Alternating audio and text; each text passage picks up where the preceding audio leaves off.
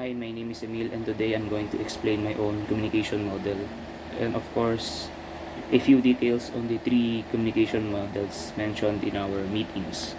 So we have three models of communication. The first one is transmission, or the linear model.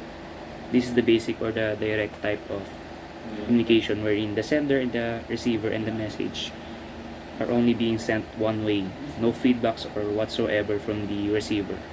The second one is the transaction model, in which the senders and the receivers interchange roles and give simultaneous feedbacks. So there is basically a face-to-face conversation with someone you know. The third is interactional model, in which both parties, sender and the receiver, incorporate feedbacks that lets other person know how he or she will respond, depending of course on the recipient's reaction. This is happening of course in internet, if you're using internet or social media platforms when talking to each other.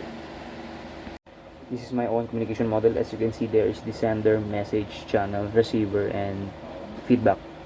Now the first process is the sender. The sender is the one who initiates the conversation with the receiver, and the second process is the message. The message is what he or she wants to say or deliver to the receiver. The channel is the platform. For instance, if they were speaking through online, then maybe the channel they are using is computer or phones. Or maybe if they're texting or sending text messages to each other, then maybe they are using phones as a channel. If they were to speak or communicate verbally, face to face, then the channel they are using is their mouth. Now, this is the encoding process and the decoding process. Now, the encoding process is how the sender depicts or will portray the message he or she will send. He or she will send to the receiver. Now, after receiving, the receiver will now decode the message.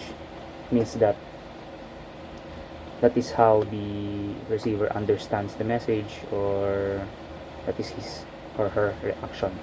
Now, after that, the receiver will now generate a feedback from how he understand, how he reacted the message sent by the sender.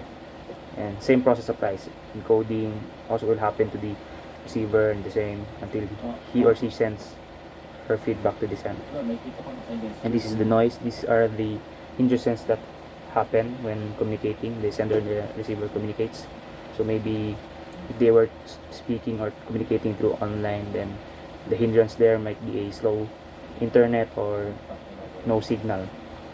Now, in psychological, maybe the sender or the speaker is nervous or anxious on how he or she will say or send the message to the receiver.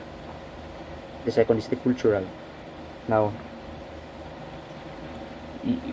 if you were to speak or communicate verbally face to face, then hand gestures are common or be used always.